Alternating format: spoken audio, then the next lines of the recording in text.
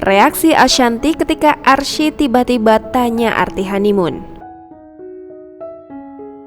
Penyanyi Ashanty tidak bisa menahan tawanya ketika pertama kali mendengar pertanyaan dari putrinya Arsy tentang arti honeymoon. Ashanty awalnya menceritakan tentang Aurel yang akan datang ke rumah mengambil barang-barang karena akan pergi berbulan madu.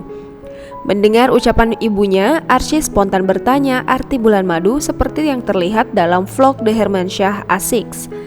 Secara sederhana Ashanty menjelaskan makna kata per kata dan membuat Arsy berkesimpulan kalau honeymoon itu madu bulan, dan dibenarkan Ashanty kalau artinya bulan madu. Masih belum puas rasa penasarannya, kemudian Arsy kembali bertanya apa yang dilakukan saat pergi bulan madu. Sebelumnya, Arsy juga membuat Aurel terkejut ketika tiba-tiba melontarkan pertanyaan tentang kehidupan Aurel setelah menjadi istri.